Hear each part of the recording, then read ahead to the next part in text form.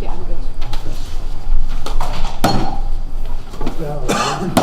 Call the meeting to order. Roll call, please, Gary. Brennan, Here. Chartrand, Here. Dahlhoff, Here. Fawcett has been excused. Hathaway, Here. King, Here. Halser, Here. Marahan, here. Mosier, Here. Tabor. Here. If everyone will please rise, legislator Hathaway address an invocation followed by the pledge. Father, as always, we thank you for the blessings you bestow upon us. We don't even always know that you've done it, and we don't always acknowledge it, but we always appreciate it, and we thank you. We would wish that you would give the people in Texas another helping hand. They've been dealt another strong blow. Please be with them and help them. And also of our own people. Please help those in need. You know their needs and their medical or whatever. Please reach down and touch them and help us to help them.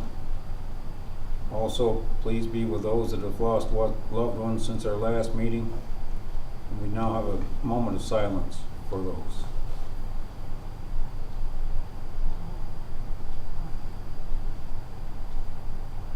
Thank you. Amen. Pledge to the flag. Pledge allegiance To the flag of the United States of America, to the republic for which it stands, one nation, under God, indivisible, with liberty and justice for all.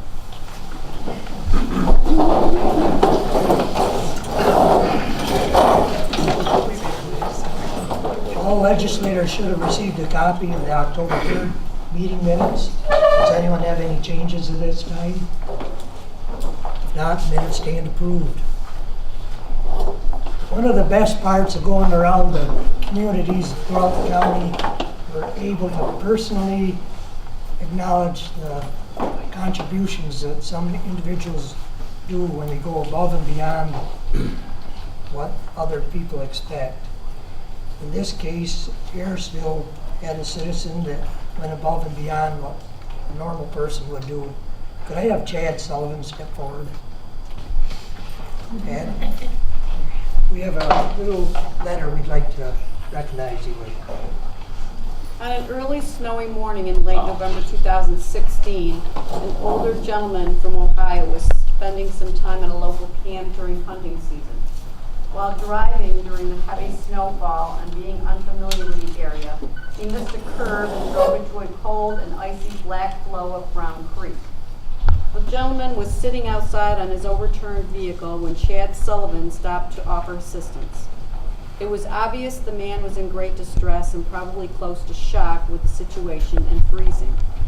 He was very reluctant, but Chad convinced him to try to get to land. While climbing down from the vehicle, the gentleman slipped and went underwater. Chad immediately jumped in the waist-deep water and pulled the man to safety. And at this point, a local resident came along and took the gentleman to the warmth and safety of the hunting camp.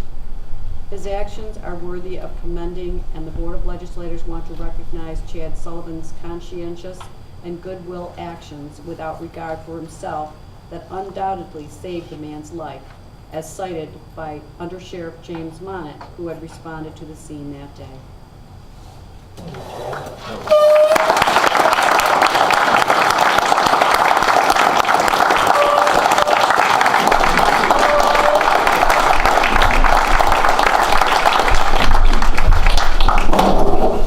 Phil, I believe you had a little follow-up. Chad, you want to say anything there? No, I'm good. That was enough. You know, in addition to Under Sheriff Monett's letter commending Chad, he also commended the fire department for their actions in helping that situation. They helped get that vehicle out of Brown Creek, and actually he put it that they even fished the guy's gun out. So he wanted them to be recognized as well. And there's another guy that don't want any recognition, but I think he did a great job of picking a site for us to come up here. Now I know why you wanted us to come up so bad. Do not believe that at all. But thanks for a great tour, Phil, and everything you've done for Harrisville. I'm sure everyone here appreciates it.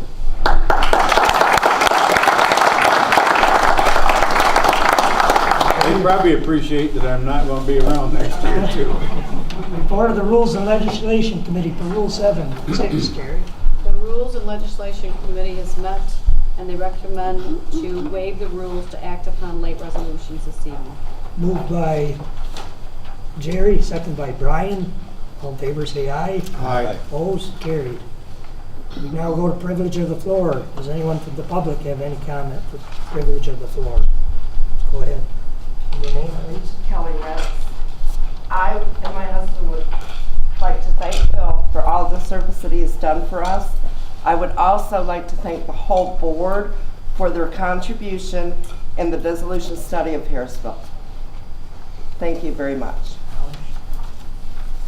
Anyone else for privilege of the floor? Okay, also with us, we have Gary Tuttle from the Development Authority. Will give us a summary of the Harrisville dissolution study and process. Gary, you have the floor. Thank you, Mr. Chairman. Okay, it's a good thing that I went old school tonight, so we actually have hard copy, paper documents. We don't need Wi-Fi. So in your folder that I handed out, you'll see a copy of this presentation right here. This is the presentation that we gave to the public from the committee that summarized where we're at in the process to date. It took us about an hour to get through this, and Phil says I have 17 minutes, and I'm sure I'm going to get if I go over that. So I'm going to try to hit the highlights and make sure that the board understands where we're at in the process. Please feel free to jump in if you have any questions, okay? So starting out, when the authority gets involved in one of these studies, basically what our role is to facilitate the process of bringing the committee through the dissolution study. So our job is really to gather data, present information, take feedback from the committee, pull all of that together. We get to be the ones that stand up in front of everybody. Usually our committee members don't want to do that, and present the information out to the public, answer the questions, and also work with the Department of State. So my role tonight here is really in that same capacity, giving an update from the committee as to where we are at in the study process. So flipping through the presentation, you're going to see a list of all the committee members. The committee is comprised of members of the village and the town. Even though the town registered voters would be the only folks that would get to vote if this does go to a referendum, it's important to make sure that you have town participation in a dissolution study, because at the end of the day, if the village does dissolve, the town is going to end up taking over and delivering those same services that the village has been delivering. So it's really important to make sure that we have their input and their feedback as we go through this process, so that if it does get to that point of implementation, that they can effectively implement the way the committee wants it to be done. Okay? So where are we at in the process, and how did the study get paid for? Well, we're about 90% of the way through the process right now. The study's being funded with money from the Department of State primarily. They have a program that pays for 50% of the cost of any dissolution study that's done. If the community does move forward with dissolution, then the Department of State will come back and they'll pay 90% of the cost of that study. The cost of the study is $30,000, so that's what our budgetary estimate is that we're working with through this process. And then, thanks to the Planning Committee and Lewis County, some of that money would be offset up to $5,000, which if the village dissolved, that would cover all of their share, and you wouldn't need all of the $5,000. If they didn't dissolve, that would offset some of the $15,000 that the community would be paying. And I believe the town and the village are splitting the costs, right? Am I right? Is the town paying any part of the dissolution study, or is all of the village? Just the village, okay. So that's how the funding breaks down for the dissolution study. This table right here is going to lay out kind of the process that we work through. Working through a dissolution study in a community the size of Harrisville takes us about a year to get through the process. It's very involved. They're dissecting the financials of a community, dissecting the way the services are delivered. It's a very systematic process that the committee works through. The first phase of that process is understanding what services are being delivered by the community, how those services are being delivered, and how much it costs. And those isn't always easy questions to answer, because we're looking at stuff that sometimes hasn't been looked at in a long time. Digging through financial statements, meeting with folks that are involved in those service delivery areas within the community, again, bringing that information back to the committee. When we finish that first step in the process, we complete the first report, which is called the Existing Conditions Report. I have a copy of that with me tonight. There's also copies of all of the documents that have been produced so far. This is kind of what that document looks like. They're all available on our webpage. On the front cover of your presentation, there's a little hyperlink here that will take you to the page on our webpage that has all of the information about the Harrisville study, including the reports that have been completed so far. So the existing conditions, what services are provided by the village, how are they provided, how much do they cost? Those are the questions that are answered. Then we move into the second phase of the study, and the second phase looks at evaluating alternatives to deliver those services in the event of dissolution, and also looking at opportunities for cost savings if the village didn't dissolve. So how would those services be delivered if the village were to dissolve? Again, systematically going through each one of the services that are being delivered by the village. What services does the DPW provide? What service does the clerk provide? Do they already share services with the town? So those things kind of are already taken care of. Water, if there's sewer, that's always a question, how that would be delivered. In the case of Harrisville, they have water, but they don't have sewer. And then also lighting and some of the other expenses that may be only specific to the village of Harrisville. Fire protection services and rescue, also special district, another special district area that we look at. And so when we go through that process with the committee, we're considering how this would change. Who would provide those services and how much would those services cost if the village were to dissolve? And again, opportunities for cost savings outside of dissolution. That's the step that we're at right now. When we did this second public presentation, which was on October 17th, we had just finished up the alternatives and we presented those results to the community. The other point that brings us to is figuring out what the cost impacts and the tax savings would be if the village dissolved. After that step is done, then we move into recommendations and final report. At that stage, once the alternatives are finalized and the savings are documented and everybody on the committee agrees on where the study is going to move forward or not, because in some cases we run into situations like in the village of Richville, when we got to the point of evaluating alternatives, it turned out that the village taxpayers were going to pay more if they dissolved than if they didn't dissolve because of the way that St. Lawrence County portions out sales tax revenue. So it was actually, with village dissolution, was going to raise the taxes for the village of Richville residents. So they didn't move to the third stage in the study. The committee didn't recommend that it go to the board and that they proceed with dissolution. If the committee does recommend that it move forward, then an implementation plan is developed. The implementation plan follows New York State Department of State guidelines that require certain items to be included in the study and in that implementation plan. And it identifies a couple things that aren't in the alternatives report. One, the effective date of dissolution. And two, how monies that are available through grant funding if a community does dissolve would be spent during the implementation phase. So through Department of State, a community that goes through dissolution is eligible to receive $100,000 of grant funding. This is not competitive, which is similar to the way these studies work. This is not competitive grant funding. It's an open cycle, you can apply every month, and if you submit an application that's complete, communities receive this 50% to do these studies. The implementation funding works the same way.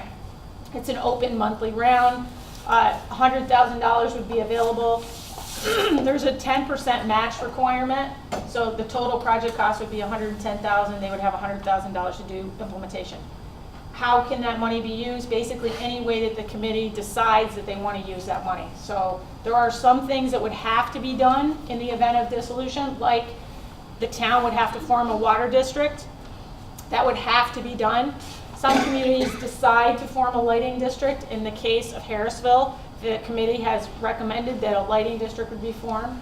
Local law review is typically something that would be included because when a village dissolves, their laws go away. So there may be modifications to the current town laws that the residents may want to make so that when dissolution is complete, those local laws for the town are updated and they incorporate some of the things that may have only applied in the village.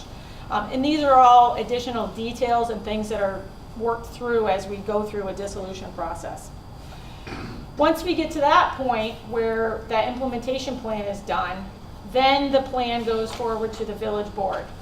The village board has some options of how they're going to proceed, and there's a slide in here that goes through this. But basically, the village board can accept the plan, set a public hearing, and move forward with a referendum, or they could not accept the plan. The process could end. They could not accept the plan and send the plan back to the committee for revision, in which case the committee may still be engaged if there were some updates and it may come back to the board. That's how a board-initiated dissolution process works, and that is the process that the village is in right now. There is another process by which municipalities can dissolve, which is called a petition-driven process. And at the end of your packet, it's called titled voter initiated, sometimes called petition-driven process also. This is another process whereby residents can circulate a petition, and that petition can force a referendum on the dissolution also. So just to clarify, we're in the board-initiated process as the village is undertaking this. So a few highlights about what we found during the study. So that's kind of a little bit of background on how the process works. In this presentation, you'll see it basically walks through kind of some of the special districts, and there's a little section on each area, functional area, and how the committee recommended that it would proceed, how these services would continue to be delivered if the village dissolves. So for example, special district lighting. If the village dissolves, the town will create a new lighting district. And then we go on to explain what the costs for those taxpayers that would be in the lighting district. In the case of Harrisville, that rate would be a $1.05 per $1,000 of assessment. And then we did the same thing with fire district services and the same thing with water. Those are all special districts that would only get paid for by those residents that are within those service areas that are receiving the benefit of those services. Another area that we look at is debt and fund balance, and that's important because if a village dissolves, the existing debt has to be managed, and also fund balances have to be managed. In the case of Harrisville and the town of Diana, they don't have a lot of debt. There's only, these are all fiscal year and 2016 financials that we use. We actually use all actual financials. We don't go by budgets because, as everybody knows, budgets can vary quite differently from the way the actual financials work out. So all the numbers in this study are all based on actuals. So in the case of debt, not a big deal because there isn't a lot. So then we get to the effects of dissolution on tax rates. So how would dissolution in the village of Harrisville impact the tax rates? There are a few components that go into this, and basically what we do is we take the current tax levy, and if you take a look at this is slide 14 in your packet if you want to follow along here, how the math works. We take a look at the current tax levies, and then we subtract the savings that are identified from the changes in service delivery if the village goes away. So when you think about certain things that are going to go away if a municipality dissolves, there are some things that are really easy to handle. If you take away a level of government, you're going to lose those salaries for those board members. The mayor position isn't going to exist. The board isn't going to exist. So those salaries go away. Contractual expenses related to those go away. Clerk treasurer functions like the functions of doing board meeting minutes for the village board. If there isn't a village board, those services don't get performed anymore. Financial statements for the village, the annual update document that has to be done every year, the financial auditing, those things, those all go away.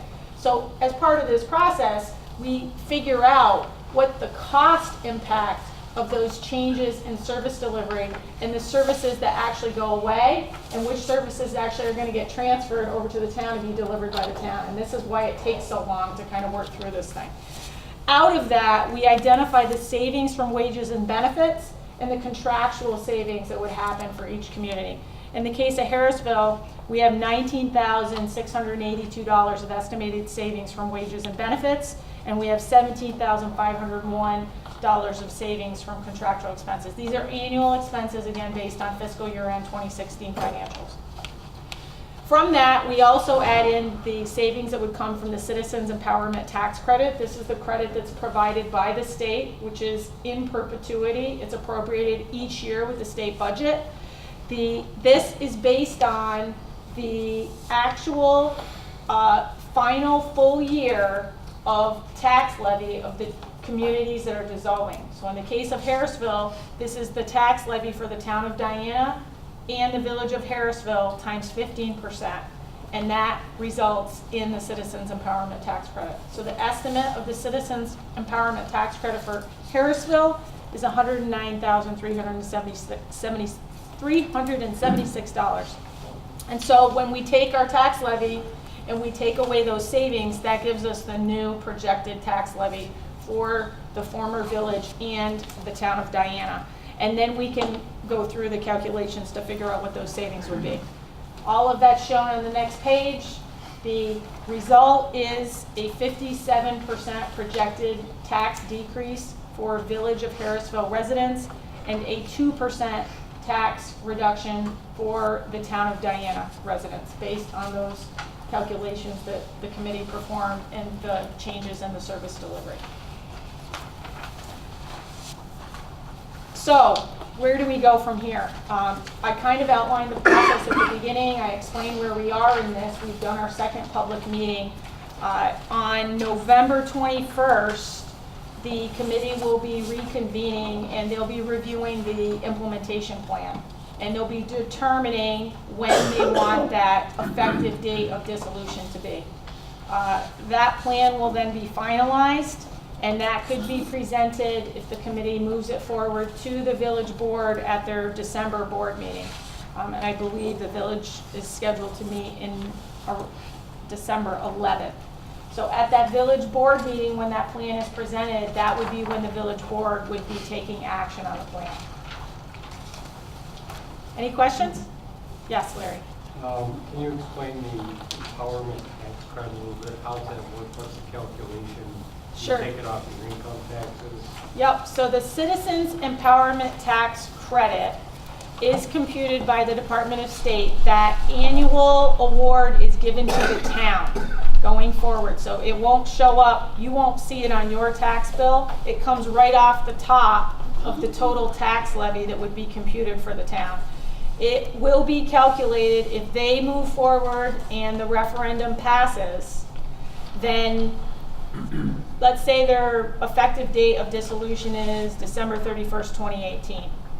That final full year of tax levy for the village and the town would be added together, multiplied by 15%, and that's how the state calculates it. It never changes, so whatever it is that final year, it stays that way forever. The amount that you get for that Citizens Empowerment Tax Credit never changes. And then that annual amount would go to the town. The town has to use at least 70% has to be applied to reduce taxes, and that actually gets reported to the state on the town's end. But the committee's recommending that 100% of it be used to reduce taxes, and so the report reflects the assumption that 100% of that Citizen Empowerment Tax Credit would be applied towards tax savings.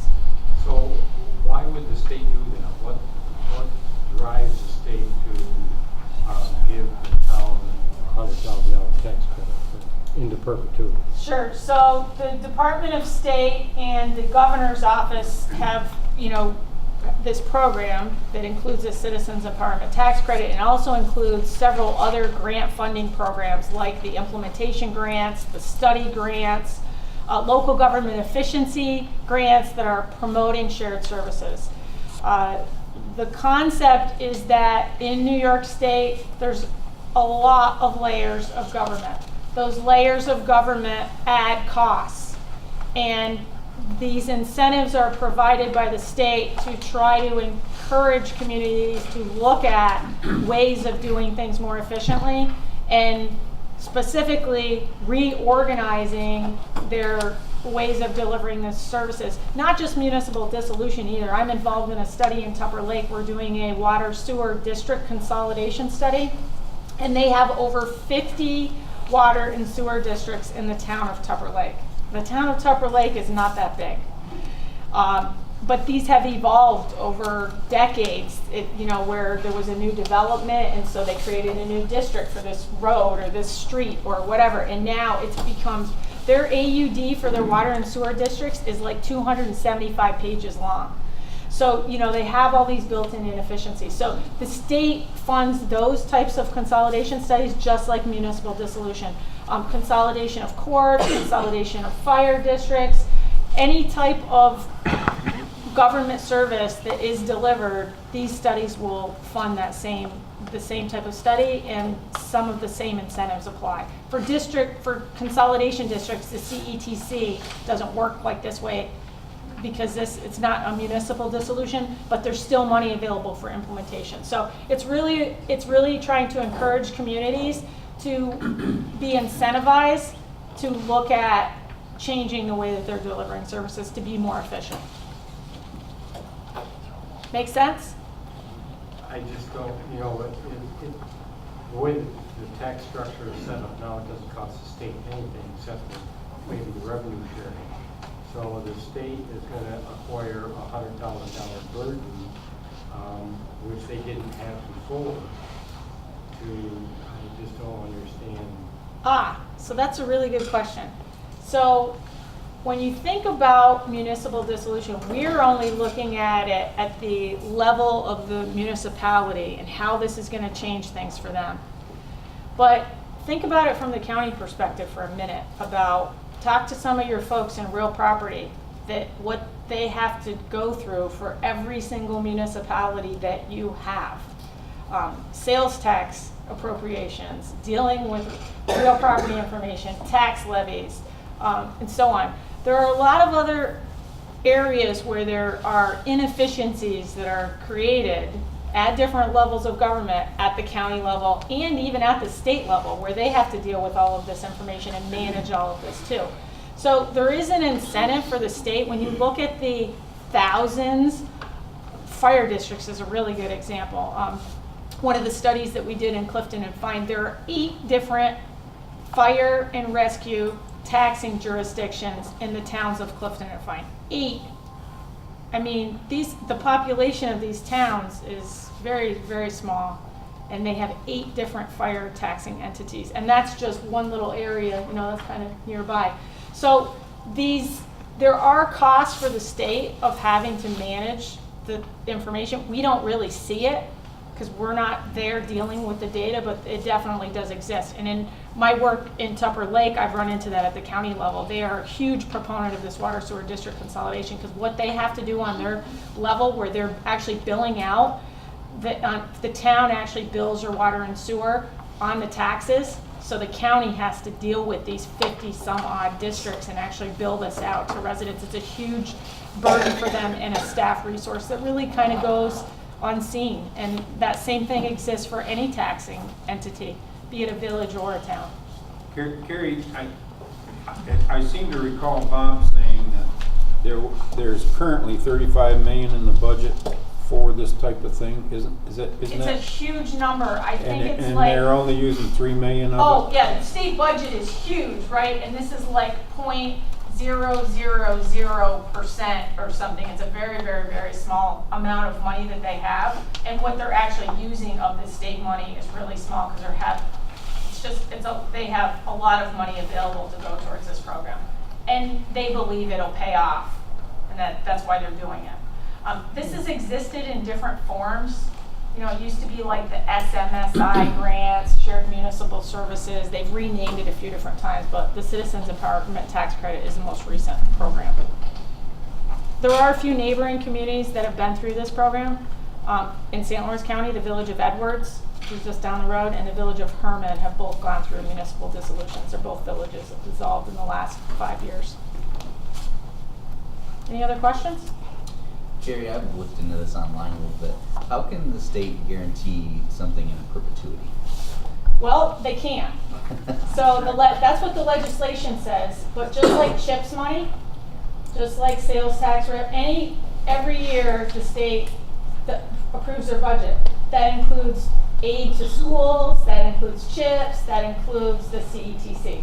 So what Department of State will tell you is what Phil was mentioning, which Rob Rokel from the Department of State can say it a lot better than I can. But he'll tell you that this is such a very, very, very, very small amount of their budget that there's a lot of other things that are going to be long gone before this goes. I mean, CHIPS is huge. If you look at the CHIPS money that gets appropriated out, this is a very small pot of money. The communities that have dissolved, none of them, and I think the oldest one under this program has been dissolved like 12 years. They're still continuing to get the money. So there is a history that now the program may change in the future, but the other thing the state says is they don't believe that any communities that dissolve under this program, that they'll change it. If they went through this program and they dissolved under the current program, they don't see that changing. It isn't to say the program may not change in the future, but that's the way the program exists right now. But yeah, that's a good question. Lots of people always ask that. Even without the CETC, there would still be savings though. And that's the other thing to look at too. So for most of these communities, there's still going to be efficiency gains. There's still going to be savings, albeit order of magnitude, the CETC is definitely the largest savings that would occur. Any other questions? You owe me 8 minutes. Do I? It was Larry's fault. So when we wrap this up, there'll be a formal report. We'll make sure that the board gets a copy, and if you'd like, a final wrap up, I would be happy to come back or bring other committee members to give an update to the board once we're done. We're getting close. A couple more months, and we'll have this thing wrapped up by the end of the year. Thank you. Thank you. Okay, we go to presentation of communications and notices, Terry. Town of Lewis Board and the Essex and Warren County legislatures have each adopted resolutions in support of the statewide ballot proposal number 3. The New York State Office of Parks, Recreation, and Historic Preservation informed they have listed the Talcottville Cemetery on the New York State Register of Historic Places and have nominated it to the keeper of the National Register. The Cattaraugus, Erie, and Livingston County legislatures each enacted resolutions to support increasing the state appropriation for Cornell Cooperative Extensions. The Erie and Greene County legislatures have adopted resolutions urging the state congressional delegation to preserve the federal income tax deduction for state and local taxes. Cattaraugus and Orleans County legislatures have each adopted resolutions to honor 2017 as the 100th anniversary of the passage of the Suffrage Act in New York State, granting women the right to vote. And that concludes those. Okay, thank you, Terry. And now the reports of county officers and departments, Terry. All legislators have received a copy of the Budget Officer's 2018 tentative county budget with his message and the apportionment of mortgage tax report for April 1 to September 30, 2017. You've also received copies of the County Treasurer's October report, the October Solid Waste and Highway Audit reports, the minutes of the September and October Planning Board meeting, and the October Youth Bureau Advisory Board meeting. The October monthly report of the Director of Weights and Measures has been received and placed on file in my office. And that concludes reports. Thank you, Terry. And now we'll go to reports of standing committees. Bill, Taxation, Elections, IT. Thank you. All the agreements have been executed with Mohawk Networks for the broadband.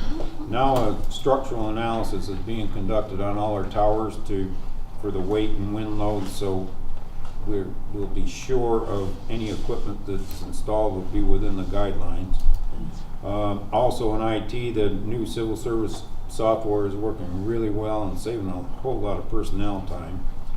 There's going to be a new server, I gotta say this right, server-based virtual desktop information for DSS. And the state is going to purchase all the PCs for that, and that's supposed to enhance efficiency as well. Also, there's going to be a new software coming out for the real property that's going to be a huge benefit for assessors that the IT department's going to be working on.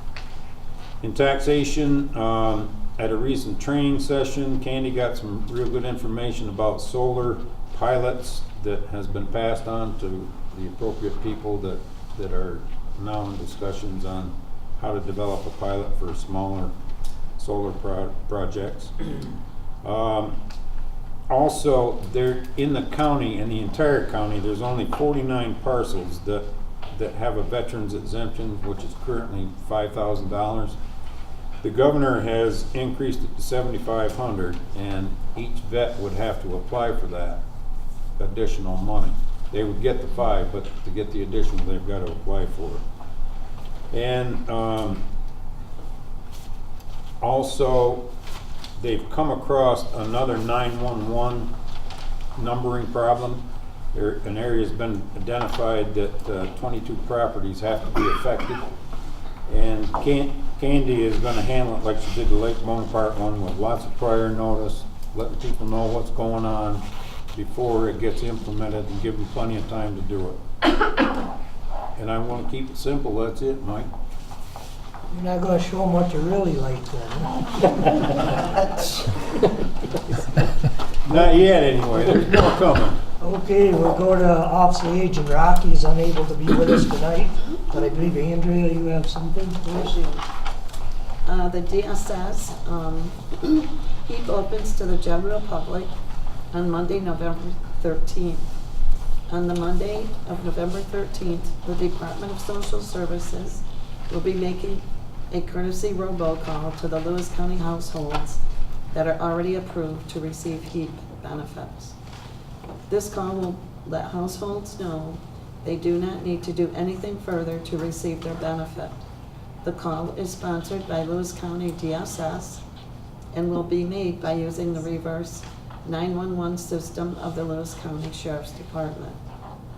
The Lewis County Department of Social Services recently received a huge donation of furniture from Dane. The furniture includes dressers, beds, computer desks, chairs, apartment-sized refrigerators, and microwaves. There are still items available for the public when needed. The furniture is stored at the Loudon Food Pantry and is available via a voucher system by contacting any community organization or DSS directly at 315-376-5400. Also, open enrollment for health insurance started November 1st and runs through January 31st. There are many health insurance navigators in the area to assist and advise on health insurance options. Please see the DSS Facebook page for a list of the people in your area. OFA open enrollment for Medicare plans started on October 15th. Office of the Aging encourages anyone on Medicare to review insurance options for 2018. A health insurance counselor is available at OFA or log on to the Medicare government website to compare plans. 130 people that receive home delivered meals receive shelf-stable packaged food items on October 25th and 26th. All the food items were donated by Kraft Heinz employees and packed by volunteer employees from Kraft. And thank you to the employees of Kraft Heinz for thinking of our senior citizens. And I would like to add to that, that Ryan and I had the privilege of helping. We were at Kraft and we packed cars and vans with boxes of food. We went to Maple Ridge, unloaded everything, sorted it, and every one of those people deserving got a huge bag of goodies to keep on their shelf. Then the next day, I had the privilege of going to some of the homes with the Lions Falls group, and it was a very rewarding experience. And the fellowship, the night that we all worked together to have this come together was really, really awesome. That was Kraft employees, it was Ryan and I, it was people from OFA. It was just wonderful. It's a wonderful thing. Very good. Very touching. Very good. I'm finished. Thank you. Okay, Brian, county officers, veterans, junkyards, HR. Thank you, Mr. Chairman. Not really much. A little bit about the veterans. Had my first meeting with Stephen Kalinowski, our veterans director, because I was on vacation in July when he first gave his first report. But gave us some interesting numbers. He was telling us we have 450 veterans enrolled at JCC that he handles through our office in Lowville. 54 of them, or 12%, it would equal out to be, are all Lewis County residents. It isn't just veterans though, it's also their children and family members, because if the veteran themselves don't use the GI Bill, they can give it to their children or family members. So I found that pretty interesting. And he was telling us, our committee had asked them different things about how the Veterans Affair, the VA and stuff was working federally. If it was getting any better. And he says there's been some progress, and then he pointed out to us that there's 2 acts in Congress that have been working out really good, and they've been helping clean up authorization process and cleaning up the area of bills being paid. So they are moving forward slowly, which is good to see that there is some progress with the VA office. Other than that, HR, we have a resolution in there to change a title. Any questions when it comes up, just ask. We can answer them. Other than that, I don't have anything else, Mr. Chairman. Hey, very good, Brian. Jerry, courts and law. Thank you, Mr. Chairman. Interrupt channels, we sent an RFP out, received it. We're in the process now of clarifying with written questions to both companies that sent in an RFP. Bob McKenzie and our county manager, Brian, went to Albany to take ICS classes, part of their requirements. And the paging is doing well.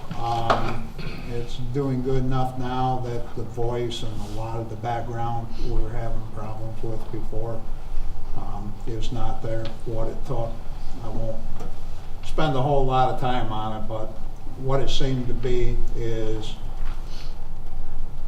there's a trunk system and its modulation, so we kept it down because it raises sand with the trunk system. So when they were here last time, they turned that up a little bit. Then we have what they call a patch on the backside. And so essentially what they did is turn both of them up a little bit, and it's really taken the voice and moved it to the front and put a lot of that background in the back and made it disappear. We're at the point now, we're waiting for 2 8.5 gain antennas. One of them will be on number 3 tower site. The other one is Re-Energy, which would be Lions Falls. Everything is back where it was with combiners and everything in the system, so we're back down to 30 to 50 watts. New York Power, Re-Energy, and number 3 are still at 100. So once we get those antennas, they'll be able to put everything back, and hopefully it'll even clear it up more. Because we're not on filters on those 2 sites. So that's all I have right now, Mr. Chairman. Okay, thank you, Jerry. Larry, economic development. Thank you, Mr. Chairman. I'll try to keep it quick. The Business Leaders Breakfast is scheduled for November 14th. The location will be the Naples Restaurant in Lowville, on Route 12, north of Lowville. It's not on the East Road, and that starts at 8 o'clock. Manufacturing Day, Lewis County Manufacturing Schools participated in Manufacturing Day on October 13th. 5 companies, including Viking Surveys here, hosted tours of their facility with Copenhagen, Beaver River, Harrisville, Lowville, South Lewis, and Adirondack schools, all sending students. The participation has grown tremendously, and the event is providing a great opportunity for school students to see the opportunities for employment in manufacturing companies. And I think Viking saw 60 students participating in a tour there, so that was a great turnout. Regional Council news: 3 Lewis County projects were selected as priority projects: Lions Falls Mill redevelopment, the Snow Ridge expansion, and the Village of Lowville wastewater system upgrades. Notifications will occur in early December. The JCC survey, the annual survey, this is the 11th annual survey, kicked off the week of October 23rd. JCC students will make phone calls to approximately 400 residents. So if you're called, please participate. It will increase the accuracy of that survey.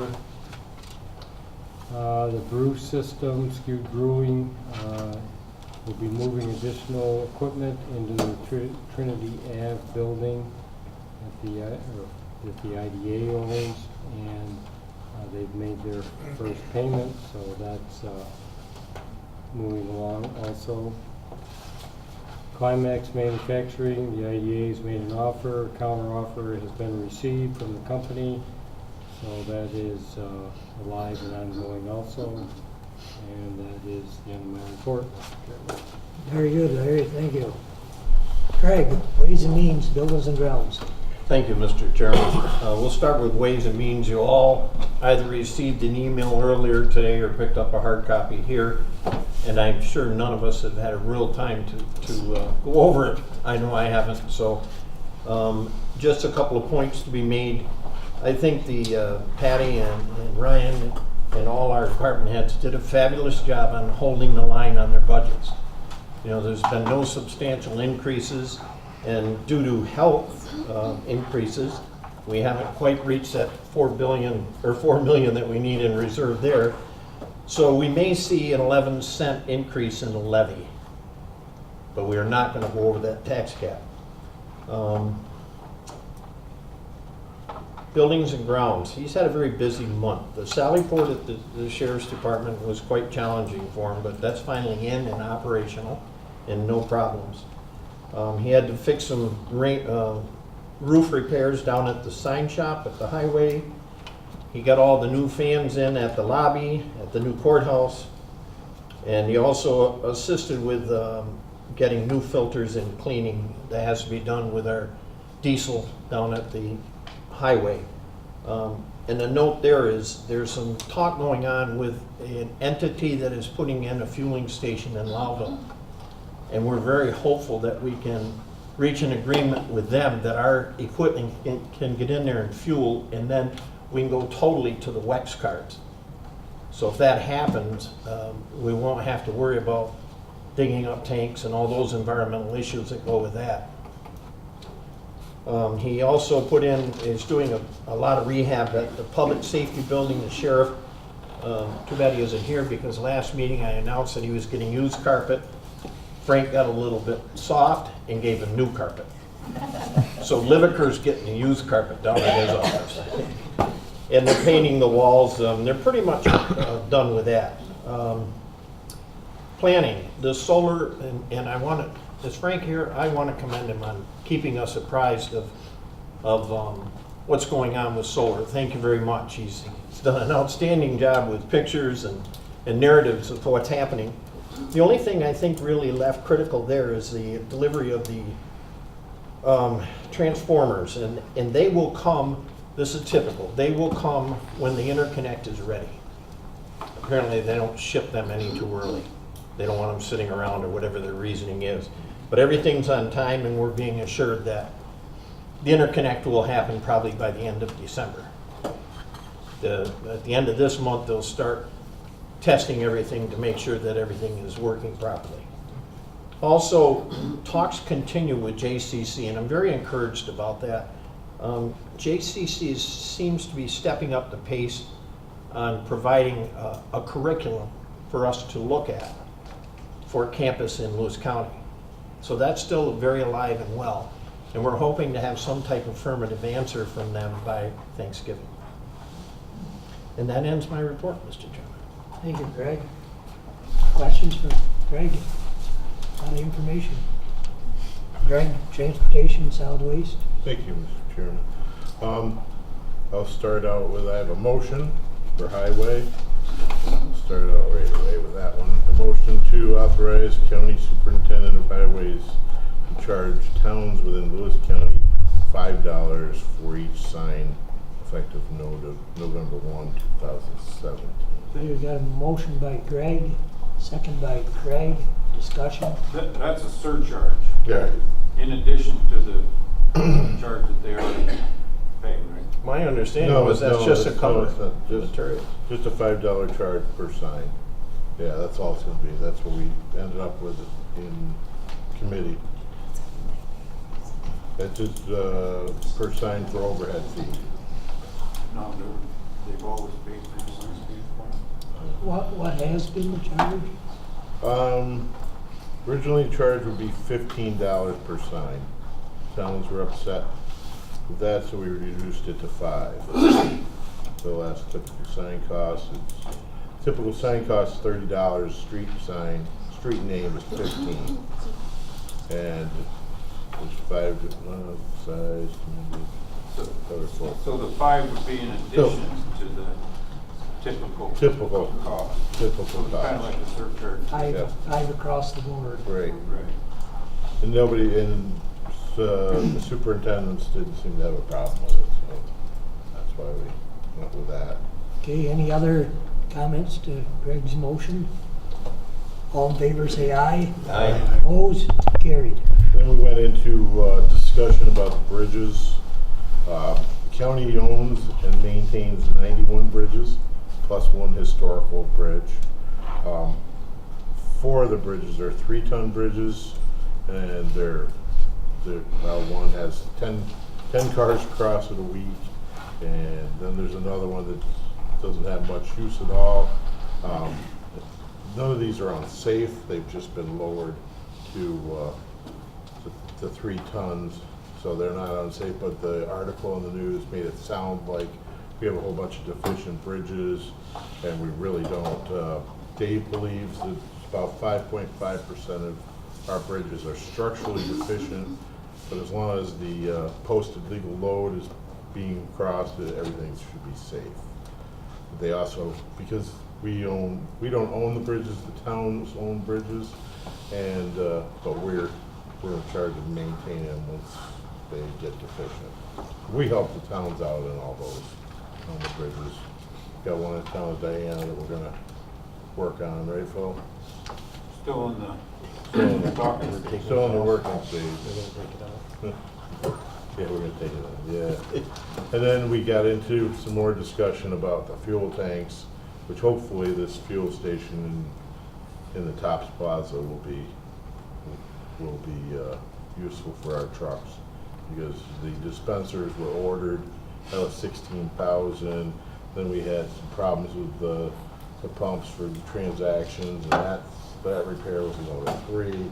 It's just nickel and diming us to death right now. So we're gonna, if we don't have that as a solution, I think we're gonna have to look at replacing that source fuel system down there. And then there was solid waste.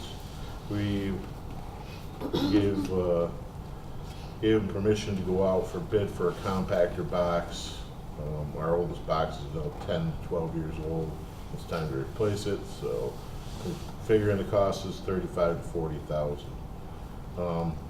There wasn't much else being discussed as far as solid waste. Everything's still on the rise as far as the garbage goes. We still keep seeing a rise in recyclables and also in the waste stream too. And then, since I got the agenda here, went to the double play board again, board meeting. They did start an after-school program down at South Lewis, across from the school at the church. They have 36 kids enrolled, middle school kids enrolled at the after-school, 14 high school, and 7 that are enrolled in the youth soccer program. And there's no charge for this. They're staffing it with one of their people, and they're doing what they said they were going to do as far as getting something for the southern part of the county too. And then they had their comedy night, and that was very successful. They sold 250 tickets, and I was at the event, and it was really nice. It was a good night, a lot of fun. So and that's the end of my report. Very good, Greg. Yeah. Chairman, Question. Greg, on the double play, have they thought, I know there's been a lot of talk about the community center, Central Community Center.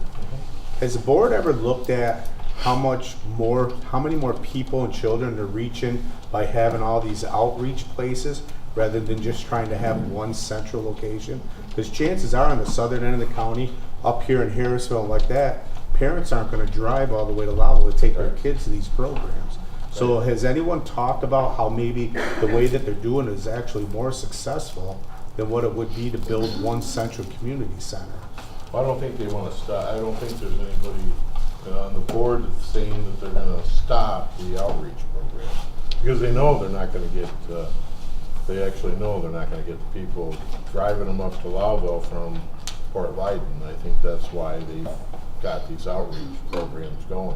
I don't believe they've made any discussion about stopping those. You know, that part Dan does realize that there's need outreaching programs.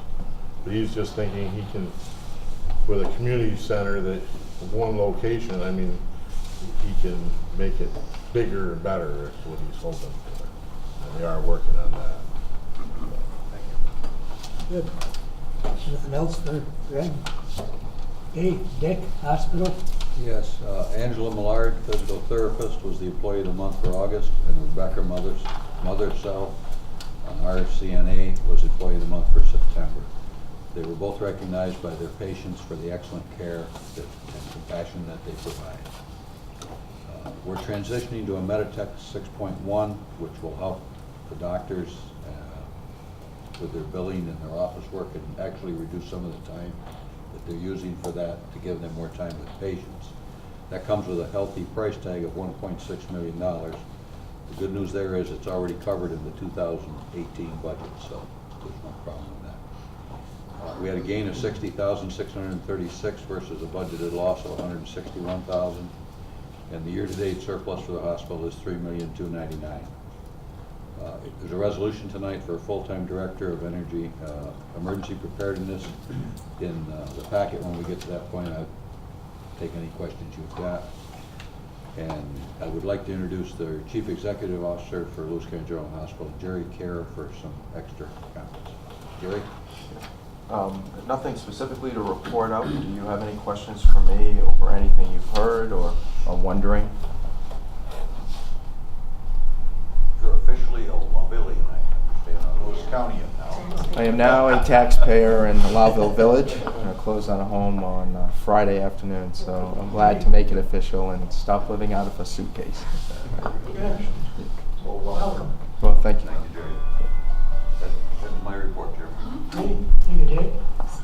Andrea, public health, community service. Okay, I don't have much for public health. Penny presented the third quarter Board of Health report, the improvement plan update, quality assurance and corporate compliance reports, a draft of the public health strategic plan, was also shared with the committee. That plan will be presented to the full board for approval in early 2018. And also a reminder to please get your flu shot. Now for community services, I have a motion to authorize Director of Community Service Patricia Freilich to fill the vacant keyboard specialist position for up to 17.5 hours per week, effective immediately. Okay, we have a motion by Andrea, second by Dick. Discussion? All in favor of the motion, say aye. Aye. Opposed? Carried. Okay. Transportation is a challenge for those seeking behavioral health and substance abuse treatment. As more people seek services, resources such as state aid, charitable donations, and volunteer groups are finding it a challenge to meet the demand. Local agencies have been working with Cassandra Buell, Lewis County Planning Department, on the 2017 Lewis County Human Services Coordinator Transportation Plan. On 11/1, NERCL held a systems advocacy forum to discuss identified issues. The panel discussed current options for Lewis County residents. Opiate update. At the last grassroots efforts meeting, it was agreed the group was looking to continue to meet and bring in speakers with up-to-date information regarding the opiate crisis. It is real and it is local group. Discuss the BATS building across the street program, which gives youth a location to get together for healthy activities. They are working with Double Play. The program could use additional volunteers. Contact Heather Collins at Double Play. On average, they are seeing 17 to 25 kids weekly. Project Safe Community is looking at getting recovery self-help groups established in Harrisville and surrounding areas. Groups such as Narcan, Teen Anon, would support the person who is working on recovery for addictions. They are also organizing fundraising events to support the work necessary. New York State Department of Health released data for the first quarter of 2017. For Lewis County, there were 3 reported overdose deaths from opiate, heroin, or opiate pain relievers. There were 0 emergency department visits due to opiate overdose. There were 0 hospitalizations due to opiate overdose. 64 Lewis County residents were admitted to OASIS, Chemical Dependence Treatment Program. For 2017, as of 11/1/17, Lewis County had 10 confirmed deaths from opiate overdose with 2 pending results. Local response to meeting the needs. Credo Community Center has arranged that clients seeking treatment can come during the hours for a screening on a walk-in basis. NERCL in the Recovery Center has a recovery warm line, which is manned after hours, that can guide persons to treatment or offers support. In Mountain View Prevention Services is working in the community to provide information and connect people with the appropriate services. And that's all I have. Thank you. Thank you, Andrea. And we go to my report. October 11th, the Hudson Black River Regulating District people gave us a tour of the Stillwater Dam and Power Plant. Larry, Ryan, and Eric Lurkler and myself attended. They actually took us right down into the power plant, if we so choose. Quite interesting. October 26th, I attended the inter-county meeting held in Hamilton County. Probably the highlight of the meeting was the talk from the representative from NISAC. He reviewed the 3 propositions on the ballots, and a couple of things I thought were interesting. They said that they wanted to remain neutral on the ballot that talked about Constitutional Convention, and I guess I can see why. He pointed out that the way it is, you elect 3 delegates per Senate district, and naturally, a majority of delegates are going to be from New York City, so it's going to be kind of tough to get anything across for North Country, but it's probably doable, but you take some good representation. The negative, or the positive side was, he pointed out that back in 1967, it was actually on the referendum for the state to take over the Medicaid cost. Problem is the delegates have the choice to present this one ballot at a time or all together. At the time, there was 9 referendums lumped together, so it all went down then. There were some referendums that people didn't like, and it didn't get approved. You'd remember voting on that, Phil.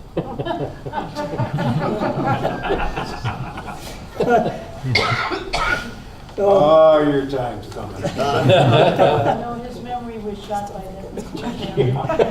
That was the 60s. The other interesting thing, he was very confident in UTV legislation. He said every year we seem to get closer and gain momentum. He said there's bills that are being supported going on now. Next inter-county meeting will also be an interesting one. It's one that I had asked for in the past. We're going to St. Lawrence County and invited to tour Kern Renewable Energy pellet plant. I've met Pat Kern. I think Brian, you know, I think he's the largest landowner in the Adirondacks or something. He's a huge. I don't know if he's the largest But he's a- landowner. but he's He a- might be the largest logging operation. Okay, I know it's. Matter of fact, he had a warehouse that just broke down this weekend. Yeah. Up to Messina. And the other thing that's ironic, 2 months ago, we went to Herkimer Diamond, and about 2 weeks later, they had a fire. Oh, really? Yeah. But regardless, I guess it's the tour of Kern Renewable is still on, so if anyone would like to go, get your reservations in. What is it? The 16th. It's the same day as our budget hearing, but we should be done up there and be able to make it back. Okay, and the other surprise was we just got an invite like last Friday from Lieutenant Colonel Polk. He said the general would like to speak to me and Manager Ryan and Vice Chair Larry, and also invited Eric Berkler. And actually it was, kind of was concerned, but we got there and it was just mainly to follow up on our commitment for better communications. He was very praised our letter to the editor that was in the Watertown Times, and said that he agreed with 98% of our stance. He said that, as before, we'd like to keep informed on all the projects, and it's just a very cordial meeting. And also, when we got done, he said that the next get-together, he would like to come to Lewis County, actually to see some of the wind turbines. So that was very nice. And that's my report. Mike, could I add something to that? Yeah. You're not gonna believe this, but I got really cranky this weekend. I couldn't tell by your email. I was really upset about what the Times printed in their editorial regarding the wind, regarding Lewis County. They were very disrespectful to us, I thought, and it was, what they said was patently false, in my opinion. And I wanted to, for the folks here, I wanted to clear that up, that they inferred that we would approve anything regardless of Fort Drum, and that is simply not the case. And last month at our meeting, we went around the table and everybody affirmed our support of Fort Drum, and what was printed in the paper was totally the opposite of that. And it was not right. The way, Steve, you didn't do good. Just kidding. I know you didn't do that. I know you didn't do that. But I just wanted to make sure. Was it? Okay. I just wanted to make sure everybody here knew that Lewis County recognizes the value of Fort Drum and would do nothing to jeopardize that. And which is the total, in my opinion, total opposite of what the paper said. I would second that. If I could, Mike, Okay. I'd like to add to that a little bit, and Phil, I agree with everything you said. Fort Drum, from the beginning, we were the first group to go down there, as far as I know, the legislators of Lewis County. From the beginning, their position has been, they want to be involved in the siting process. We've done that. Eric from the IDA has gotten them involved in that, listed as an interesting party.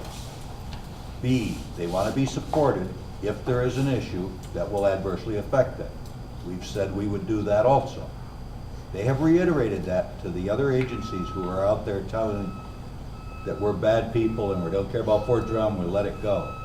So I would like to see that in the paper. And Fort Drum has told those other people, as well as Mike, this week at that meeting. So we're supporting Fort Drum. We don't want to see the largest economic engine in the North Country with 3 counties go down. We also, though, would like to see the review process take its due diligence and work as it's intended. Thank you, Dick. Good points. Thank you. I mean, we've been receiving emails, anti-wind, mind you, and everyone has to understand this. If you're anti-wind, all the research you're going to use for your position is going to be from someone that's anti-wind. Pro-wind, I think even the developers use information that's going to benefit them. Sure. What we need is a neutral position, and we don't seem to be able to get that from anyone. So Dank did their study. I think that that's somewhat pretty much neutral. And there's things that are being brought up we're all concerned about, but they need to start, the questions need to be put to the people that are using the radar, the people that are actually working with the weather radars and stuff. I have a gentleman that I hunt with that's actually a maintenance technician on the radar system. He says a flock of geese is more troublesome to the aviation traffic controllers than what the windmills are, because they can plot on their radar where the windmills are. They know how high the planes have to fly in them areas and everything. So there's a lot of misconstrued information given, and it's being given on both sides. I'm not gonna sit here and say it hasn't been. So. Well, that lengthy email we got this weekend Well, and referred to a website that's Friends Against Wind. Yeah. So I mean, and then when I asked the questions, you didn't want to answer them. So. And how often does he show up at these meetings? All we get are these emails saying he's a physicist. So expert physicist. There you go. Okay. Very good. Thank you. We'll go on to Ryan, County Manager Report. I don't have a whole lot more to report than what our committee's covered. We've been working a lot on, as you can imagine, the budget over the last month, and I've got a budget message to read that I believe we'll get to after Patty, correct? Do we do it now? Or you can, it's your Whenever choice. you're You ready. can do it at the beginning of the public hearing next meeting, or Well, now. I It's figured up we'd to you. introduce it now, so. Enclosed for your review and consideration is the 2018 tentative budget for Lewis County. This year's challenge is to balance our commitment to conservative financial management against rising costs driven largely by personnel benefit increases. A budget is, above all, a plan, and with your input and leadership, I have little doubt this plan will guide us through another successful year in Lewis County. 2018 budget summary. The 2018 budget proposes a 1.16% increase in spending, resulting in an increase in the millage rate from 7.23 to 7.34 per $1,000 of assessed value. A property valued at $100,000 will receive a tax bill of $734, an increase of $11 from 2017. Importantly, the tentative budget proposes 0 cuts to service, 0 fee increases, and remains under the state-imposed property tax cap. The tentative budget proposal also continues the county's commitment to our stated financial guidelines for long-term fiscal sustainability. The tentative budget continues to target a fund balance of $11 million, or 10% of our combined hospital and county operations, maintains our A+ credit rating, and maintains current county service levels. The budget, however, fails to reduce our year-over-year dependence on fund balance. $820,000 of fund balance was used in 2017, and $820,000 is recommended in 2018 as well. Our goal remains to reduce overall fund balance use to $500,000 or less by 2021 to account for the loss of windmill money. Closing the gap. To operate exactly as we have in 2017, that is, without expanding a single service or adding a single position, our 2018 budget would exceed the property tax cap by $1.4 million. To get under the tax cap, our budget team deployed a variety of cost shifting and cutting. First, we are recommending $363,000 of one-time expenses requested for the 2018 budget to be paid using 2017 year-end surplus. Additionally, our team trimmed several line items from 2017 levels. The largest reduction came from contingency funds. In 2017, $870,000 of contingency was budgeted. Recommended in 2018 is just $250,000. This will tighten additional spending throughout the year. We are confident that $250,000 will be enough to cover regular county operations. Revenue. The county continues to cultivate diverse revenue sources. However, revenue is generated primarily by three sources: sales tax, state aid, and federal aid. Sales tax is notoriously volatile and determined by economic factors out of our control as a county, so it's important to remain conservative in our projections. That said, sales tax numbers continue to come in above projections.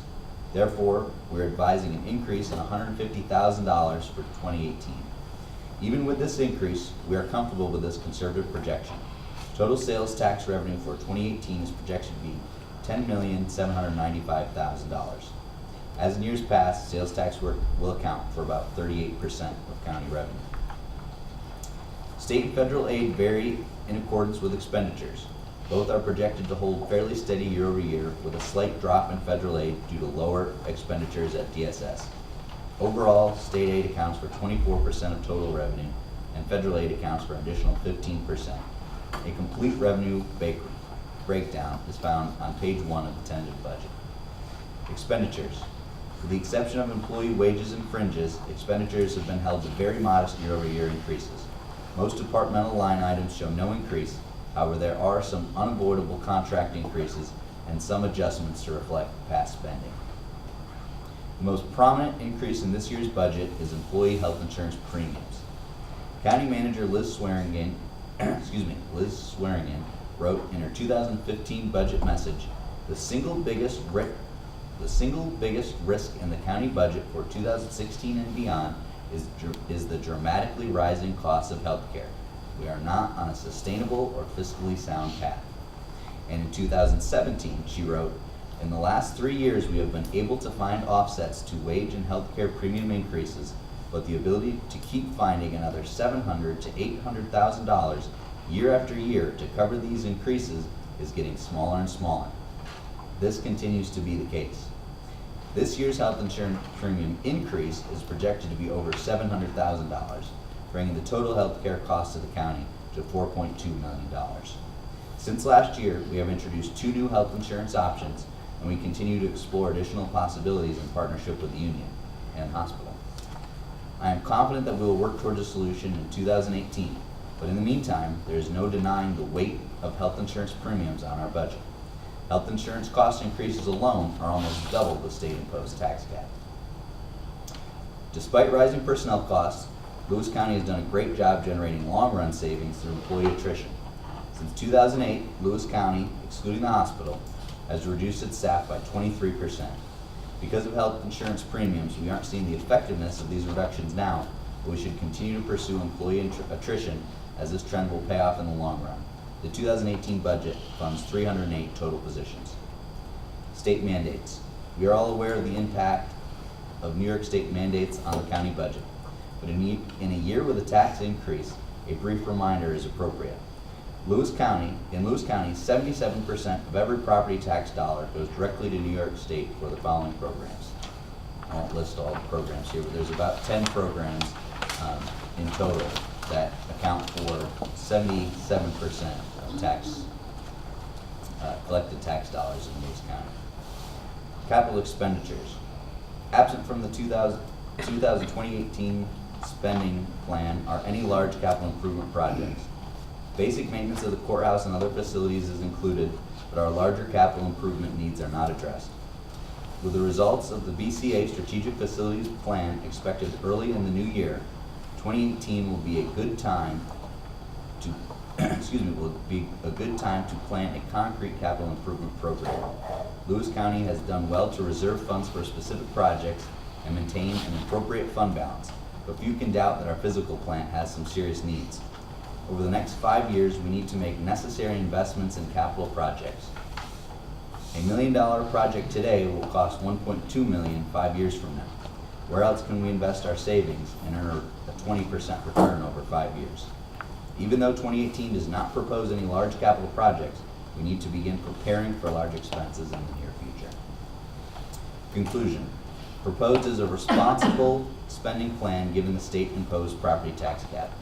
Unfortunately, this plan fails to address several departmental requests and does not provide the flexibility the Board of Legislators may be used to in regard to contingency funds. This is unfortunate, but is the reality of budgeting under an arbitrary spending cap. It is important that we don't confuse the pressures of the tax cap with the county's overall financial health. The tax cap is an arbitrary state-designed mechanism with little applicability to the operational needs of individual counties. We should be more focused on providing long-term value to our taxpayers than meeting arbitrary regulations established in Albany. Despite this year's challenges, the county remains in excellent financial condition, and there is no reason that will change in 2018. On a personal note, I would like to extend a sincere thank you to our budget team. Our department heads are professional and reasonable, and they have been a pleasure to work with throughout this process. Thank you to the Ways and Means Committee for providing guidance and feedback as the budget was coming together. Thank you to Terry Clark and Cassandra Mosier for their organization and support. And most of all, thank you to Patty O'Brien. Without her expertise and patience, this plan would not be possible. The 2018 Lewis County budget is respectfully submitted for public comment and approval. Thank you, Ryan. That's my report. Very good. Okay, any questions for Ryan? Okay, go to Patty. Report. Thank you, Mr. Chairman. Everyone has their balances, and I will just read them off. Special legislative contingency is $388,154.14. Contingency is $271,572.27. Capital data processing is $116,643.30. Capital equipment, highway portion is $7,379.85. County portion $262,439.85. Sales tax collection to date is $8,418,280.17. We are above budget and doing well. Hospital repayment, they are on schedule, balance due $1,400,000. And I just wanted to mention that the hospital IGT came in the other day, and it was much lower than it was last year. And so that is good for the county, not so good for the hospital, but I think they were prepared for it. So, but it's good for us. So it was about a $600,000 savings for us. So that's good. And then the internal service fund for September, we did have a loss of $64,953. So our fund balance is at $1.9 million. And that's all I have, unless there's any questions. Questions for Patty?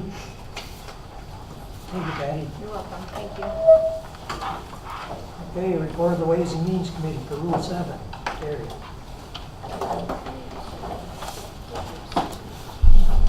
Ways and Means reports have examined the claims presented for payment in the total amount of $1,356,902.04 and recommend they be audited and allowed for the amounts claimed. Moved by Brian, seconded by Craig. All in favor, say aye. Aye. Opposed? Carried. Resolutions. First resolution is auditing and allowing the claims in the amount of $1,356,902.04. Moved by Craig, seconded by Brian. Roll call, Terry. Brennan, Yes. Chartrand, Yes. Dahlhoff, Yes. pathway. Yes, and Craig, that's more than I ever spent when I was, For the record. for the record, that's right. King, Yes. Budget. and audit of claims. Yeah. Yes. Holzer, Yes. Marahan, Yes. Mosher, Yes. Tabo. Yes. Local law introductory 4, overriding the tax cap and setting then the public hearing for that local law for November 16th. Moved by Jerry, second by Craig. Discussion. Point out this is just a precaution. All in favor, say aye. Aye. Opposed? Carried. Authorizing retainer agreement with Ayers Law Firm. Moved by Larry, second by Jerry. Discussion. Larry, is Trails paying for that, or where's the money coming from? It's coming out of the legislative contingency fund. So how come Trails isn't paying for that? Well, It's due to Trails. that was the discussion, and everyone there, including Ryan and Joan, thought it was appropriate to bring it from there. We can take it from Trails if you so desire, but I don't know if Jackie had sufficient amount in that fund to do it either. That's why we talked about taking out of it. And what is the purpose of this lawyer? What's he going to do for us? He's going to help review various deeds on properties that we're looking at that have very in-depth and complicated easements attached to them. He's also going to assist us in examining the UTV laws that he's very proficient at to see what other,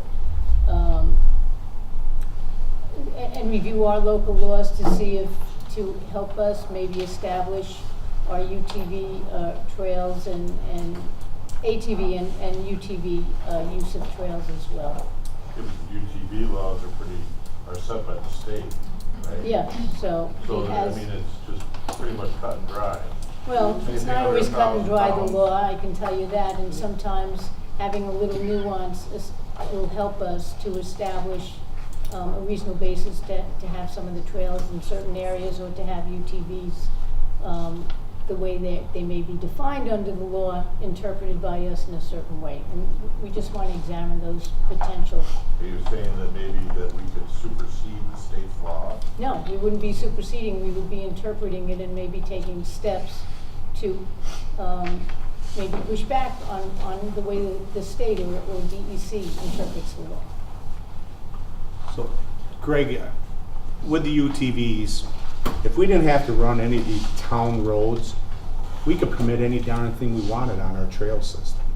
If you didn't have to use the town roads. Right. So what this group is gonna help us with these different easements, with the one piece of property we talked about a couple months ago about purchasing, so we could access some trails off of some land through state easements. There might be a way to interpret the way that the laws are a different way that we can get access. We can use that property to get access to another piece of property. So that's basically all that we're Well, if doing. it's private property, the state law really doesn't. Well, the problem is though, No, that's not true. it's There are not state true because easements there's on a that. state easement in between the properties we're trying to connect. So, I mean, something as simple as not being able to landlock us out of use of them properties, there might be a way of using that, you know, for the UTV access and stuff. So that's what it's about, so. And with the purchase of that one piece of property we were talking about. It might be a way for us to, you know, find a loophole with the state. They do it all the time. Oh, absolutely. And so why not use something to our advantage over them ones? Any other questions, comments? So she doesn't have funding, so we're taking this. We agreed to do it out of contingency, if, providing the rest of yous agreed to it, so. That was our suggestion to the rest of yous. Okay, all in favor of the resolution, say aye. Aye. Opposed? Carried. Set a public hearing on the 2018 tentative budget. Moved by Craig, second by Brian. Discussion? All in favor, say aye. Aye. Opposed? Carried. Authorize a renewal period for agreement between Lewis County and Unified Court System. Moved by Jerry, second by Brian. Discussion? I was yawning, but I'll take it. That's allowed. He's bad about that. Don't scratch the nose, he'll be on there. Don't even look at it. Further comments? All in favor of the resolution, say aye. Aye. Opposed? Carried. Set public hearing for input on the grant of a waiver for a conflict of interest between Snowbelt Housing Company Vice Chair and an eligible rehab grant recipient. Moved by Dick, second by Larry. Discussion? Yeah, I read this over. Can you explain that a little bit for me, please? Mr. Chairman, I can do that. Thank you, Joan. Go ahead. The Vice Chairman of the Snowbelt Housing, which is our sub-recipient to receive the CDBG grants that the county gets. Snowbelt administers that for them. Correct. He is the Vice Chairman of that Board of Directors. There's a member of his family who qualifies for one of the rehab grants, is otherwise eligible, but for the fact that she is related to him. And the state office of OCR, I forget what it stands for, Community Renewal, requires that when there's a potential conflict of interest, that we have, that the local municipality who receives the grant, the county, has to hold a public hearing to advise the public and to receive any comments on this potential conflict.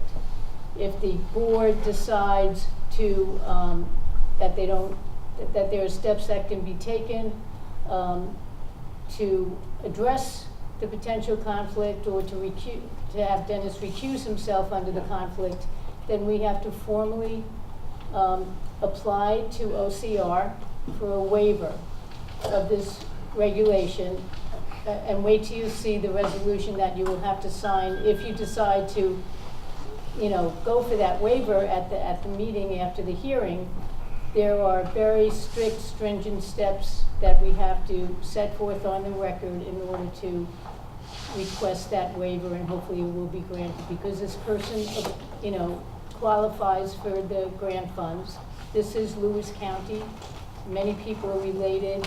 I have to say that Dennis Mastacusa is always above boards and has done so much for the community and for this board, that it's something that I certainly will recommend to the board at the next meeting after you have the hearing, that you go forth and request the waiver.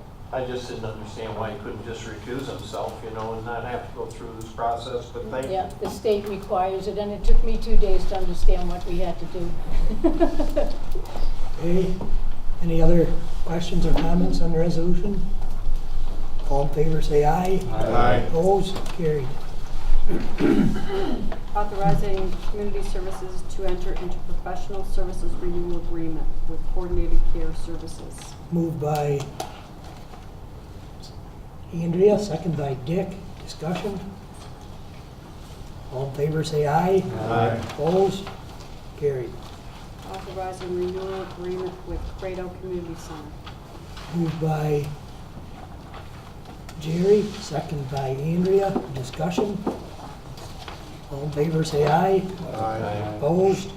Carried. Authorizing renewal agreement with Mountain View, Oneida Nisarp, and NERCO. Moved by Larry, second by Phil. Discussion? All in favor, say aye. Aye. Opposed? Carried.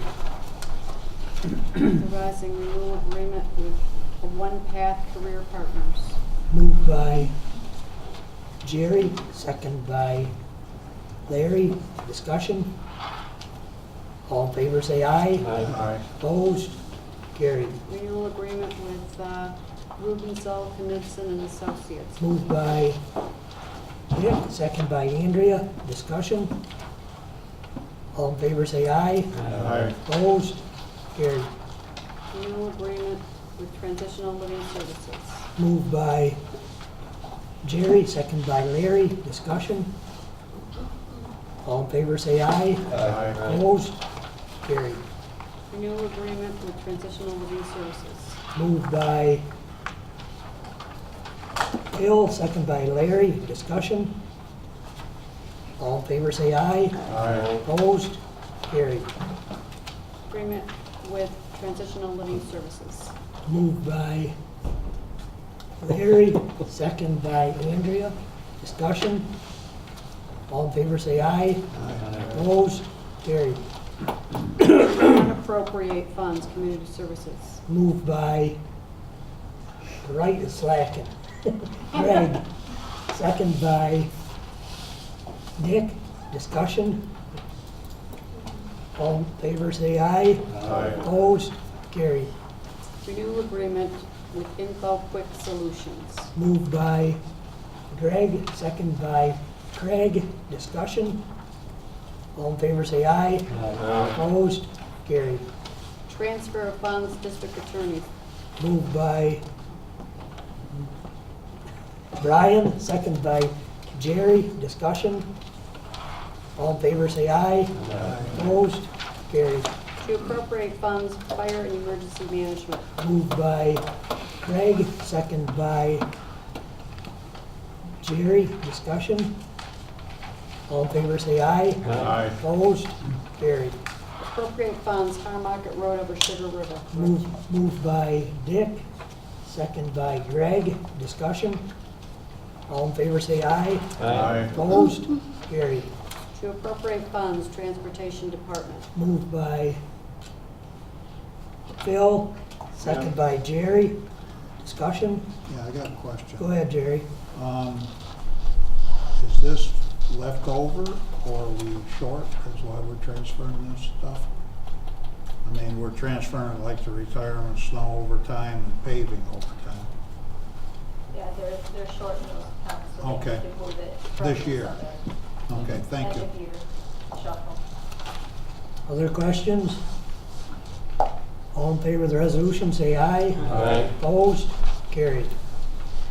Amending compensation plan with reference to the hospital. Moved by Andrea, second by Dick. Discussion? Jerry, do we have a full-time, did we have a full-time person before this? No, we did not. We had a part-timer and we're. We have a part-time position And that person's going full-time, is that right? Not necessarily. That part-time position is a contracted position with Carthage.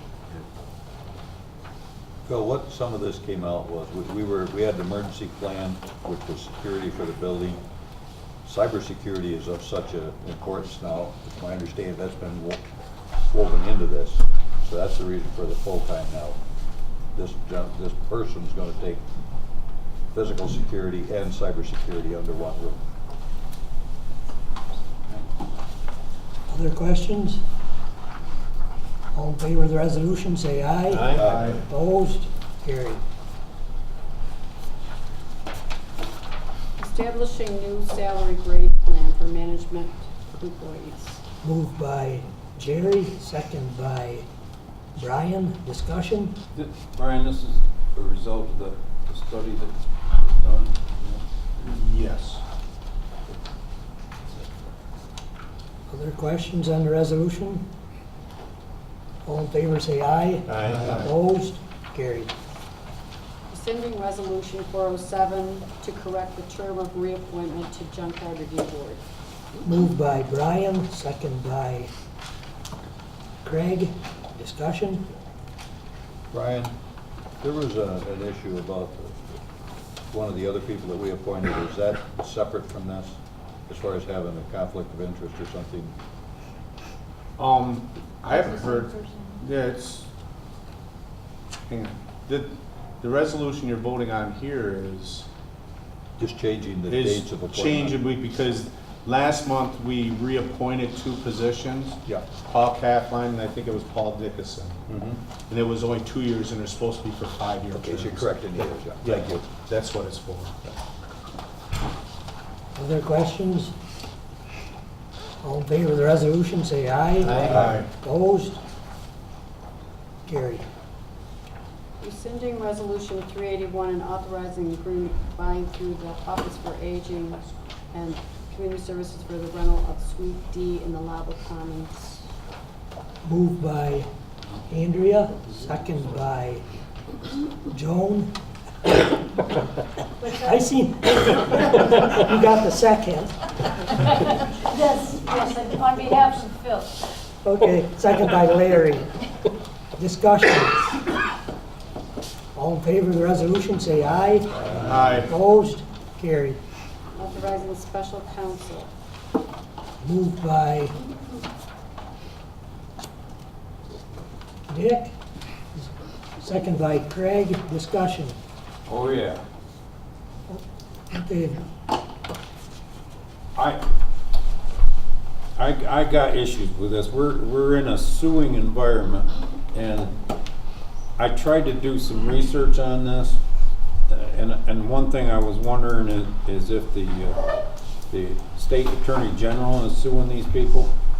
And I went to his website, and it's like he's got a press release about every 3 hours of where he's suing somebody or coming to an agreement with somebody. And obviously he's suing the federal government every time he turns around. But, you know, my issue with this is, and I read what you said about personal responsibility, you're exactly right. Everybody needs to show personal responsibility, including the government. And my issue with this is that the FDA approved this. The FDA requires so much of these drug companies to get something approved that the average is 10 years to get a drug approved because of the FDA. And the FDA is intimately involved in 3 phases of this, and which encompasses about 7 of those years. And actually the last phase is they have to give all the documentation to the FDA, which can be up to 100,000 pieces of paper. And it takes 2.5 years as a rule for the FDA to approve that. So the FDA is the people that I view messed up. And the FDA also says on their website that they have in place post-marketing programs that monitor marketed human medical products for unexpected adverse events. And they go on to say that they have remedies if this happens. So I think it's misplaced that we're suing the drug company. I think the FDA ought to stand up and be counted, or the federal government. They're the ones that approved this drug. They're the ones that were intimately involved all the way. They're the ones that approved the warnings. They're the ones that in this remedy is part of it, changing the warnings. So if we're going to sue somebody, let's sue the FDA. Dick? Phil, I follow exactly where you're going. We were at a meeting of Haney's, the Hospital Association of Trustees, a month or so ago up in Lake Placid. The other piece of the pie is Big Pharma ships out the drugs, and they've shipped them to communities. They've shipped 10 times the amount of drugs that community needed if everybody in the community was affected with it. And it's their responsibility to check where they're sending this stuff. If they're sending way larger loads to distribution centers than can possibly be needed. So that's where the pharmaceutical, as I see it, comes into it. I agree with you about the FDA and all that other stuff. But pharmaceuticals are also supposed to watch where and how they're sending it and following up on the doctors that are prescribing it, and are they prescribing more than their patient load and that type of stuff. So there's 2 sides to the coin. Phil, I'd like to add that I don't think it's any secret that these pharmaceutical companies have a very aggressive marketing plan, and they go into the medical doctor's office and they offer all these perks if they'll use their product line, giving no regard to the end effect if someone does, in fact, prescribe too many of them. So I think this is an opportunity and a wake-up call to the pharmaceuticals, not so much trying to get a numerical value out of this. I don't think so. I think it's to get them to change their marketing practices more than anything. Oh, I think it's a numerical value. Okay? Oh, I'm sure the attorneys are looking for that. And how much are they getting? 25%. They get 25% of the, Whatever the recovery is. plus their costs. 25% of the Plus recovery. whatever costs they have. Yeah, So- sure they are, but we have to send a message, just like we do with the Don't smoking we have to act. send a message to the FDA?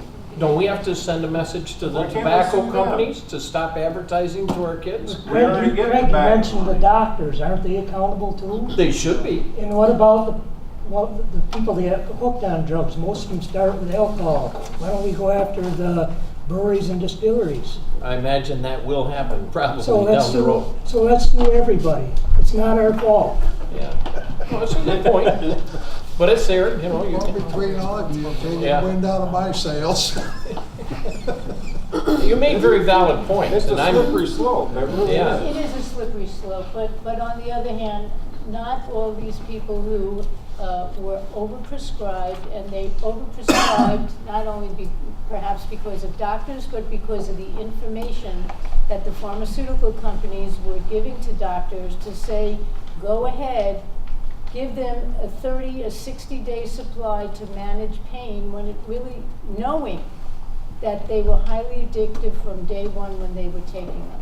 And there are some people who maybe had alcohol addictions beforehand, but not everyone. And in fact, you may remember the young woman Yeah, who came. I remember her very well. She had a very compelling story. Yes, she did. She had an injury. She was given an a 30-day supply, and she became addicted. She didn't have an addiction beforehand, as I recall. So there are many people who do not have addictions, or who are not starting out being addicted to something, who are going down that terrible path. And there is no doubt that there is a tremendous cost to many of our departments, DSS, public health, community services, our DA's office, our probation department offices, because of these highly addictive drugs. And then they go out because they are addicted, and they go out for heroin, they go out for fentanyl and all these other things. Everybody, I don't believe in suing either, believe it or not, even though I'm one of those lawyers. You're one of them. I'm one of them. But on the other hand, I just want to remind you all that the county has joined class action suits before to recover against pharmaceutical companies when they overbilled us in many cases. I don't usually disagree with you for two reasons, because you're almost always right, and I'm scared of you. Because That moment of I've got my hard hat. But I It's not easy, but the only other thing that I would say is, if we could recoup some of the costs that the county has had to pay out on behalf of all our departments who have had increased numbers in treatment here, and this isn't going to happen right away, but don't you owe it to the taxpayers to try to recoup some of the costs on behalf of the county? Doesn't the government owe it to the taxpayers? Doesn't the FDA also owe it to the taxpayers? We could look into doing something against the FDA as well, but there's a lot of parties here who have caused this epidemic. And Are we doing something now to stop it, to make it illegal? I mean, the Senate and Assembly passed a law now saying doctors can't Right, they can't overprescribe. give more than a certain So number of days. so we're doing it in a legal way. Well, Prior to now, they've done nothing illegal. that's one way, but we still have the costs. And Mr. that's Chairman? the point of the Go ahead, Craig. I also look at this as a multifaceted approach to a very, very, very serious problem.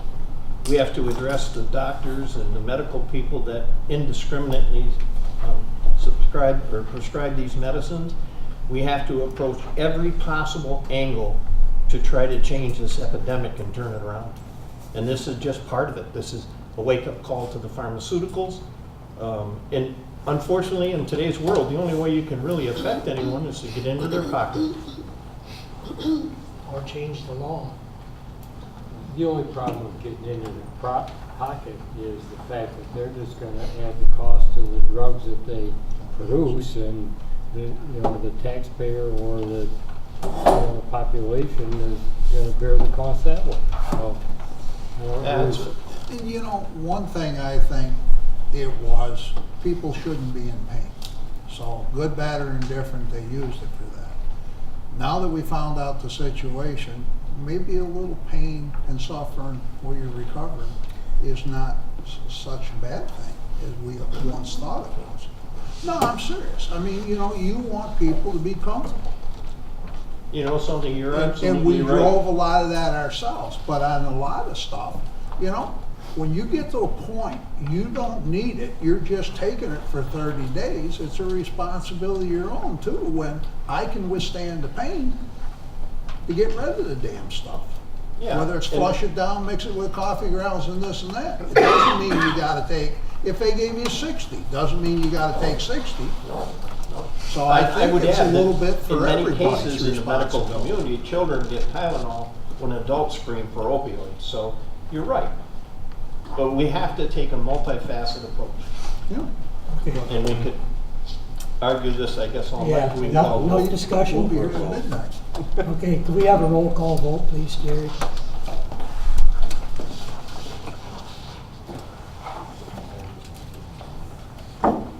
Brennan, Yes. Chartrand, Yes. Dalhoff, abstain, I'm not convinced they're totally responsible. Hathaway, No.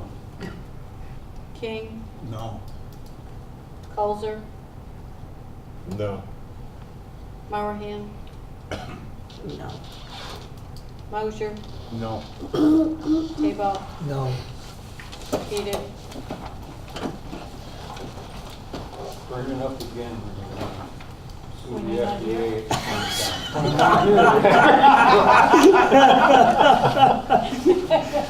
the Won't be long. Bring it up January 1st, whatever. I figured it's a windmill's fault. resolution to transfer funds, public defender. Moved by Dick, second by Brian. Discussion? All in favor, say aye. Aye. Opposed? Carried. Authorized project agreement, public health and Central New York Care Collaborative. Moved by Jerry, second by Larry. Discussion? All in favor, say aye. Aye. Opposed? Carried. Approving agreement between public health and and Health Research Incorporated. Moved by Brian, second by Greg. Discussion? All in favor, say aye. Aye. Opposed? Carried. Authorizing agreement between public health and Jefferson County Public Health. Moved by Jerry, second by Andrea. Discussion? All in favor, say aye. Aye. Opposed? Carried. Authorizing MOU, Public Health and Community Action Planning Council. Moved by Brian, second by Dick. Discussion? All in favor, say aye. Aye. Opposed? Carried. Appointing member to Health Services Advisory Board. Moved by Phil, second by Larry. Discussion? All in favor, say aye. Aye. Opposed? Carried. Transfer funds, Sheriff's Department. Moved by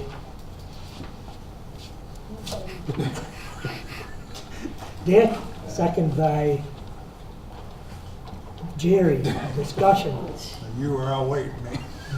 So Jerry, the cook and chill price go up?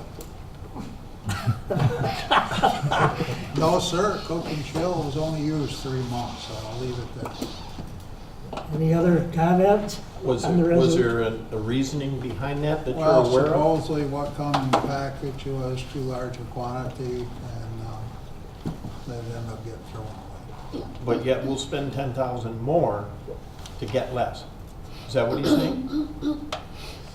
I mean, would, that's what he just said. I would agree It's with you, pretty Craig, much- but Ryan did point out one thing to me, because I brought this up we were talking about the budget a little bit after our HR meeting. He has reduced, and I'll give him a little credit, he has reduced from a year ago, from $83,000, we moved him down to 40. Been 2 He's years. only asked for 10 more, so he's still $33,000 under what he normally used to ask. So And what he's doing is working. I would believe that it would work better with the cook chill. But on another note, because he was using cook chill, the commissary accounts went up. So Lieutenant Thayer has been able to purchase things that he needs for the jail through that commissary account, because the inmates didn't like the food they were getting, so they bought more commissary food. So there's a twofold here, so. That's kind of a win-win. Yeah, that's what I think, so. So the other thing is, we're also gonna start doing contracts with whatever vendors he uses for a year at a time. So hopefully we'll be able to lock the price in the state contracts and stuff are close to it. So pretty much we know what it's gonna cost us. That's a real shame, the inmates didn't like the food. Well, they liked it so well, or they didn't like it well enough. When I worked there, the inmates volunteered to be boarded at Lewis County Jail. And it's the only jail that inmates put on weight at the time. Okay, any other for the resolution? All in favor, say aye. Opposed? Carried. Authorizing MOU, DSS, and Lewis County General Hospital. Moved by Larry, second by Jerry. Discussion? All in favor, say aye. Aye. Opposed? Carried. Agreement with DSS and Lewis County Opportunities. Moved by Andrea, second by Larry. I'll second that Nope. one. I like these no-cost ones. Too bad Larry beat you. Discussion? This is 24,000. But no local cost. Oh, okay. Other comments? All in favor of the resolution, say aye. Aye. Opposed? Carried. Authorizing renewal agreement with Lifeline Systems. Moved by Andrea, second by Craig. Discussion? All in favor, say aye. Aye. Opposed? Carried. Authorizing reclassification of vacant positions in DSS. Moved by Brian, second by Larry. Discussion?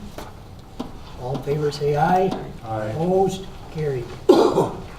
Renewal agreement between DSS and LifeNet. Moved by Andrea, second by Jerry. Discussion? Yeah, I got a question. I mean, pretty much these renewals are remaining the same. There's nothing been changed from the previous year, like the stat one. That's correct. Okay, thank you. But I hesitate, Jerry, because we have so many of them. Some of them are, there's some changes, but. Okay. Okay, other questions? All in favor of the resolution, say aye. Aye. Opposed? Carried. Transfer funds, social services. Moved by Dick, second by Larry. Discussion? All in favor, say aye. Aye. Opposed? Carried. Authorizing the agreement Victim Assistance Center of Jefferson County. Moved by Andrea, second by Jerry. Discussion?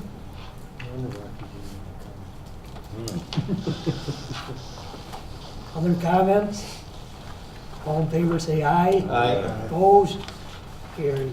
Authorizing agreement Volunteer Transportation Center.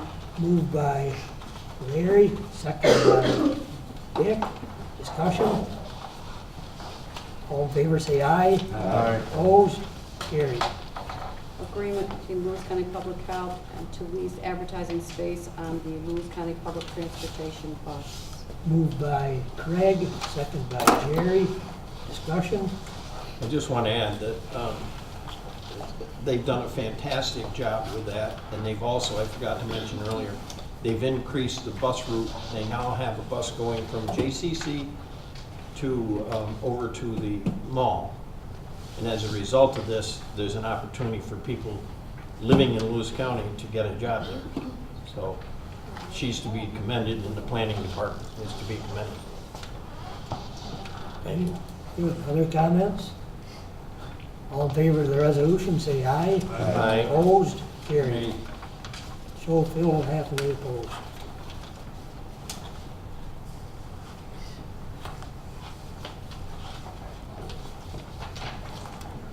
Transfer funds, Workforce Investment Act. Moved by someone,